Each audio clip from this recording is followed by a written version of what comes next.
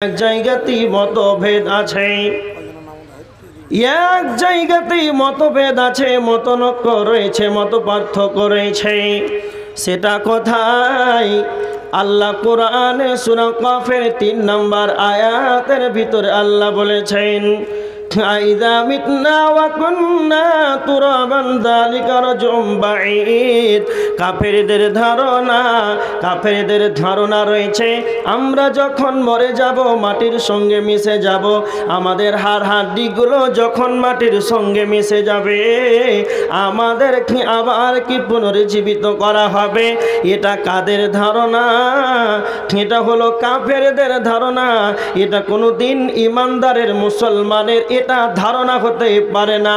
আপনার মতন মুসাল্লি ৫ ওয়াক্তের মসজিদে যায়, সালাত আদায় করে, আর তার ভিতরে যদি থাকে আমার মরণ হয়ে যাবে, মাটির সঙ্গে মিশে যাব, পচে যাব, গলে যাব, আমাদের হাড় হাড্ডিগুলো মাটির সঙ্গে মিশে যাবে, এটাই যদি তাদের ধ্যান ধারণা থাকে, এ কখনো ইমানদার হতে পারে না, এ কখনো মুসলিম হতে পারে না।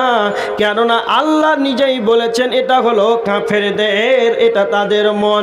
তার মানে হিন্দু, ইহুদি, খ্রিস্টান, নাসারা, বৌদ্ধ, পৃথিবীর বুকে যতগুলো জাতি আছে, যতগুলো ধর্মের লোক আছে, সকলের একটাই মত, ঐক্যমত, সবাইকেই মরতে হবে। মরার ব্যাপারে কারো কোনো মত পার্থক্য, মতনৈক্য নাই, কিন্তু মরার পর তুলা হবে কি হবে না এইটাই নিয়ে তাদের মতনৈক্য রয়েছে। তার মানে পুরুষ হোক, মহিলা হোক, পাইলট হোক, রিক্সা চালক হোক, সকলকেই মরতে হবে, সবারই একটা মত। মত এমন একটা সাবজেক্ট যার কোনো আসার কোনো সিরিয়াল আছে কিন্তু যাওয়ার কোনো সিরিয়াল নাই। আসার সিরিয়াল আছে কিন্তু যাওয়ার কোনো সিরিয়াল নাই। আচ্ছা ধরেন আপনার আব্বার 5টা ছেলে, 4টা ছেলে, প্রথমে যে এসেছে সে কি বলেন তো? কথা বলে না কেন? প্রথমে যে এসেছে ছোট না বড়? বড়। তারপরে যে এসেছে হ্যাঁ মেজো, তারপরে? তার মানে আসার ব্যাপারে সিরিয়াল আছে। প্রথমে যে আসবে সে বড়, তারপরে যে আসবে সে মেজো, তারপরে যে আসবে সে সেজো। তার মানে আসার ব্যাপারে সিরিয়াল আছে কিন্তু যাওয়ার ব্যাপারে আছে। যাওয়ার ব্যাপারে সিরিয়াল নাই, বড় আগে যাবে না ছোট যাবে। ছোট ভাইয়ের জানাজার খাটটিকে 4 ভাই মিলে ছোট ভাইয়ের খাটটাকে, জানাজার খাটটাকে কবরস্থানে, গোরস্থানে নিয়ে যায়, এরকমটা অনেক প্রমাণ আছে। তার মানে আসার ব্যাপারে সিরিয়াল আছে কিন্তু যাওয়ার ব্যাপারে কোনো সিরিয়াল নাই। আব্বা আগে যাবে, ছেলে আগে যাবে, মা আগে যাবে না তার মেয়ে আগে যাবে, দাদু যাবে না তার পোতা যাবে। আসার ব্যাপারে সিরিয়াল আছে কিন্তু যাওয়ার ব্যাপারে কোনো সিরিয়াল নাই। একেই বলা হয় মত, একে সবাইকেই মরতে হবে, এর কোনো বেঁচে থাকার কোনো আল্লাহ তাদেরকে সুযোগ দেয় নাই। যার ভিতরে আত্মা থাকবে তাকে মৃত্যুর স্বাদ গ্রহণ করতেই হবে। মানুষের 2টি ঠিকানা। মৃত্যুর পর মানুষের শেষ ঠিকানা হচ্ছে 2টি ঠিকানা, একটা হচ্ছে জান্নাত আর একটা হচ্ছে জাহান্নাম। একটা হচ্ছে জান্নাত আর একটা হচ্ছে জাহান্নাম। জান্নাত জাহান্নামের গ্রুপ আছে, জান্নাতীরা জান্নাতে যাবে, জাহান্নামীরা জাহান্নামে যাবে। তার মানে জান্নাতীরা জান্নাতে সবাই যাবে না, জাহান্নামে সবাই যাবে না, এদের এক একটা ভাগ আছে, গ্রুপ আছে। অনুরূপ জান্নাতে যাওয়ার গ্রুপ আছে, জাহান্নামে যাওয়ার গ্রুপ আছে, কিন্তু মৌতের কোনো গ্রুপ নাই।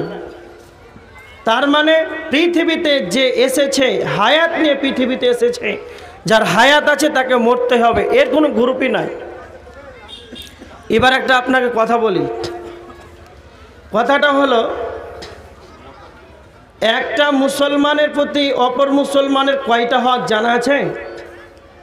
কারো জানা আছে? কথা বলেন, হ্যাঁ না না বলেন না।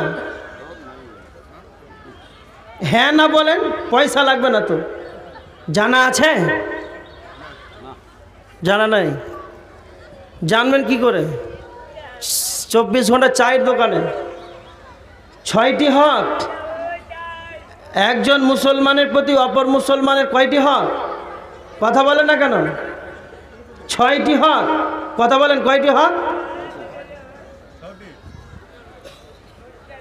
আচ্ছা, গরমের সময় আপনি চৈত্র মাসের গরমে মাঠে কাজ করে এসে প্রচুর আপনি ক্লান্ত, গরমে শরীর ঘেমে গিয়েছে, এবার যদি আপনার ফ্যানের প্রয়োজন আছে না নাই?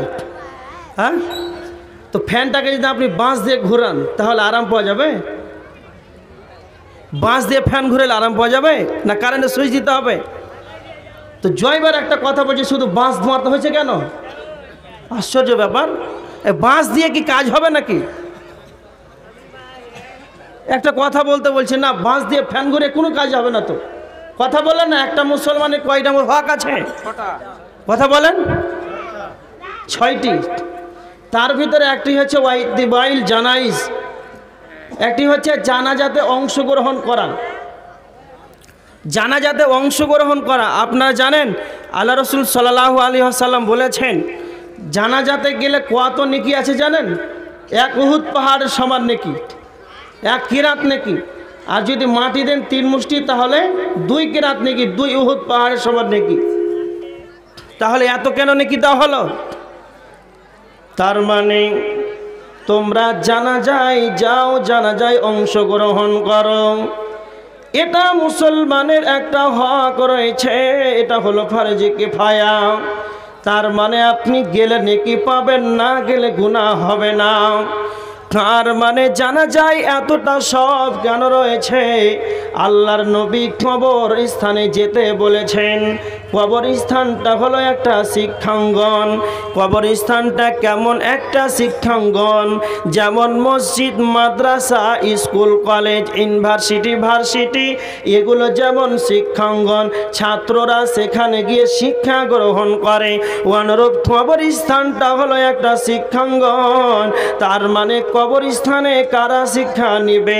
যাদের বিবেক আছে, যাদের চেতনা আছে, যাদের জ্ঞান আছে, যারা মানুষত্বের জ্ঞান আছে, এরা কবরস্থানে গিয়ে নীরব নগরে কবরস্থানে গিয়ে শিক্ষা নেবে।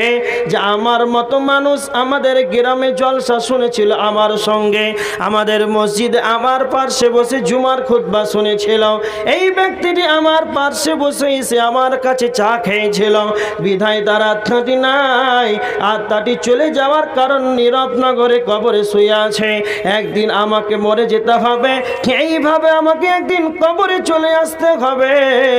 আর যখনই আপনি কবরস্থানে যাবেন, কবরকে নিয়ে যখন আপনি ভাববেন, কবরবাসীদেরকে যখন নিয়ে আপনি ভাববেন, তখন আপনার বিবেকবানের বিবেক খুলে আসবে।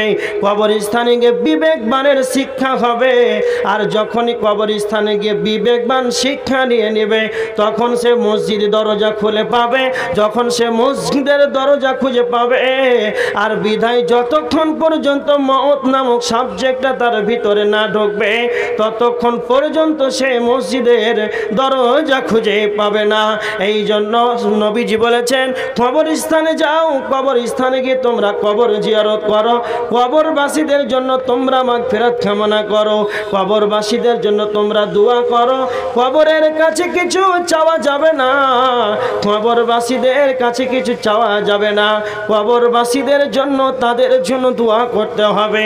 আসসালামু আলাইকুম আলা দিয়ার মিনাল মুমিনিনা ওয়াল মুসলিমিনা ওয়া ইন্না ইনশাআল্লাহু লাকুম লাহিকুনা নাসআলুল্লাহ লানা ওয়া লাকুমুল আফিয়া। কবরবাসীদের জন্য কবরস্থানে গিয়ে তাদের জন্য দোয়া করতে হবে।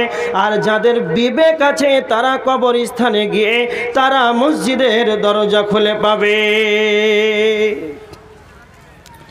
ইবনে মাজা শরীফের হাদিস, ইবনে মাজা শরীফের 4259 নম্বর হাদিস। আল্লাহ রসুলের কাছে এক সাহাবী এসে বলছেন, আওয়াজ আসে না, ঠিক কথা বলেছেন,